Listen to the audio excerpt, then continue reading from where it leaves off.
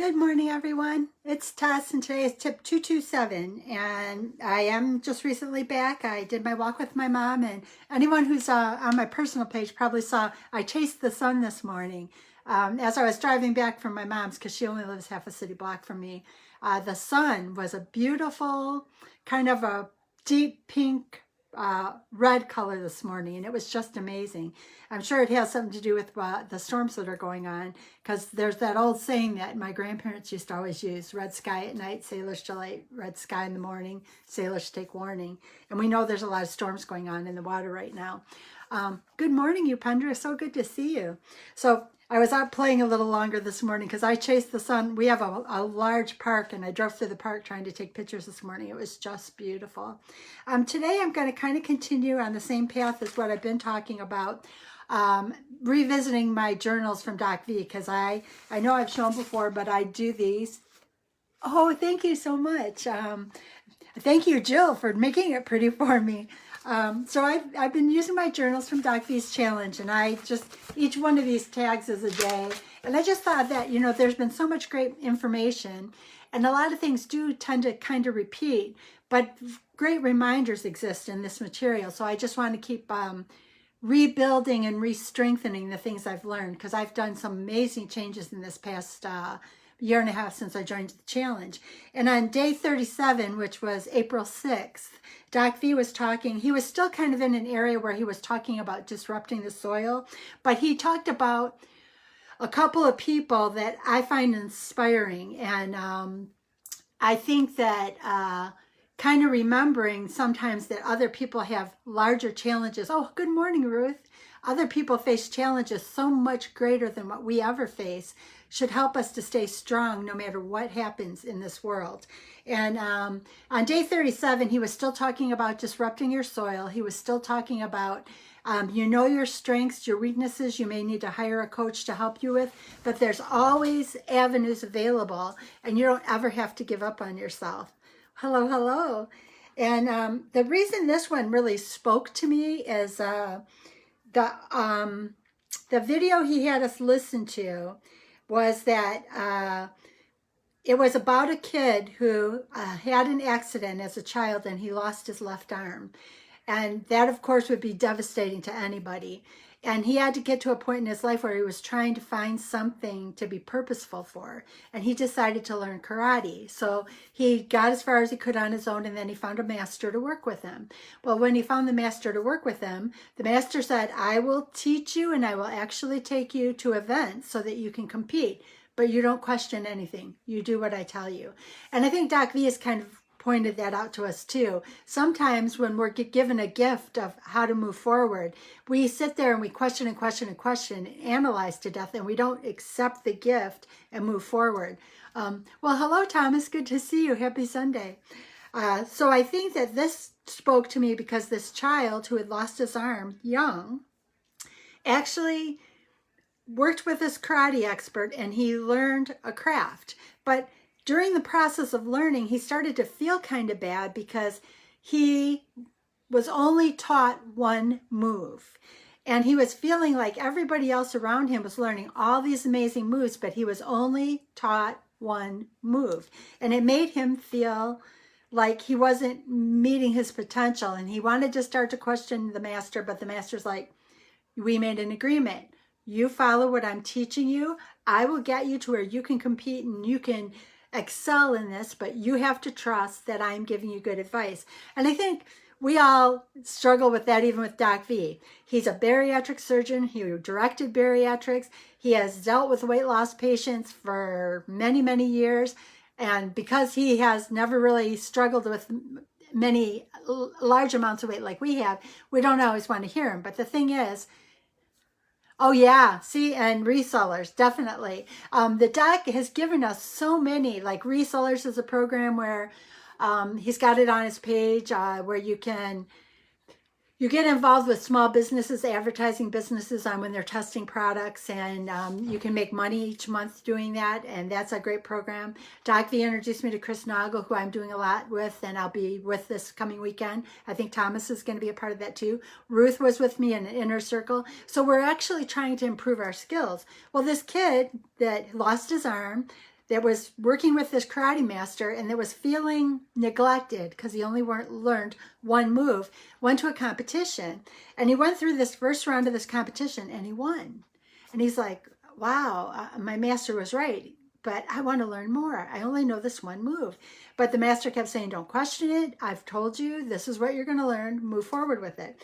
Well, after a period of time and he won, finally the master kind of explained it to him. And what ended up happening is in karate, there was, no matter what the first move was coming, when he reacted, the next move that every single movement would be is to grab the left arm. Well, this child had lost his left arm. So he was winning match after match after match because the master saw what his weakness was and saw an opportunity to make that weakness his greatest gift. So he gave them that gift of how he could win, but he wanted no questions. He wanted no, you do what I'm telling you to do and you move forward. So it made me kind of think about like the Karate Kid.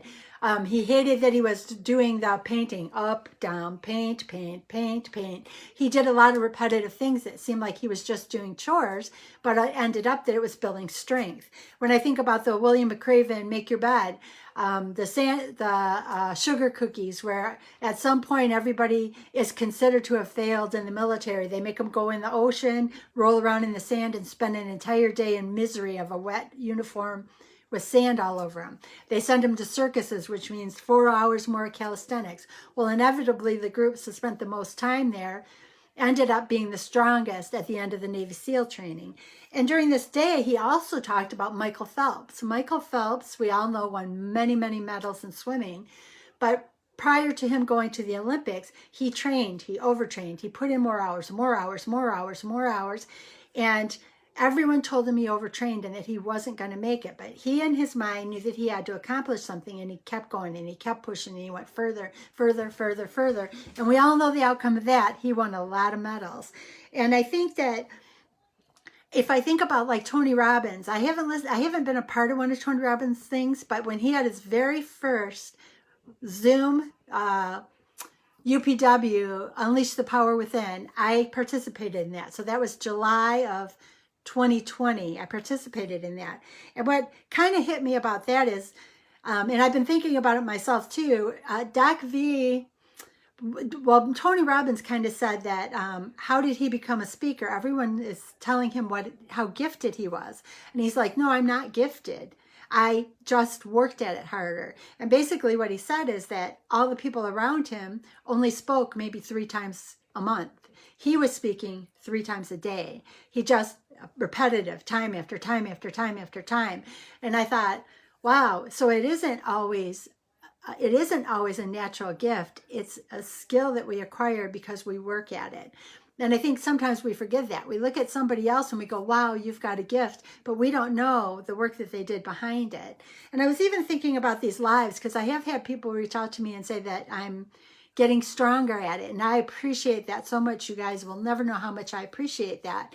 But what I think I recognize too is it's the same thing. Doc V in group, because I do group with Doc V, he challenged me to 30 days to talk.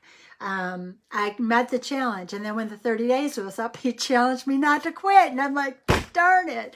And then he actually got me involved in speaking on his page. So what I realize is this is something that I would never have done if I hadn't gotten the challenge. This is something I was always afraid of, but because he exposed me to it so much, I'm able to overcome it. So it wasn't like it was an easy thing for me, but I was able to overcome it because he presented challenges it was hard for me to say no to, because I do like to do things people think I can't do. That's the reason I rode the 300-mile bicycle ride for Make-A-Wish. My trainer at the time didn't believe I could do it, so I was going to prove to him that I could. Good morning, Miss Patsy. So I think that is a good reminder. I mean, and Patsy just reminded me of something too. There is a child that's lives close by to me that has different challenges, handicap challenges, but the most beautiful thing about her is that no matter when you see her, she always has a smile on her face. So no matter what the limitations are, just an amazing and amazing parents that do amazing things for her. But life is so beautiful, and life has so many gifts. And if we open up to know that it'll never always be easy, but if we accept that it won't be easy, accept the hands that are reached out to us, we can make the changes. And I liked this one because this went along with what Doc V was talking about in the series, because what we find, those of us in the challenges, he gets in series. Like right now he's talking a lot about law of attraction and how you need to put your mind in a positive thinking place. And that was something that I had to work the hardest at in the beginning of this, is to overcome my own negative self-talk. But this particular area, he was talking about disrupting the soil, disrupting your patterns. And for me, what that meant is that I had to stop standing on the sidelines thinking that I had to educate and I had to overcome a million obstacles before I took the first step. Oh yeah, you're right. And it will be. Oh, sure. No problem. I'm glad you're able to make it. I think Chris's team is amazing. They've been nothing but great to me. So it is very exciting. But I think that if we all keep our minds open and know that we have surrounded ourselves with teams of people that are really actually excited to help us and excited to help us go the next level. I'm so grateful for finally learning that I spent too much time analyzing before I took steps. Are my steps always perfect? No, but I get better every time I make the step. It's just like these lives. If you went back and looked at December 31st, 2020, you'd probably laugh because I think I barely got a minute in. And it was like, I can't believe I agreed to do this. Why did I do this?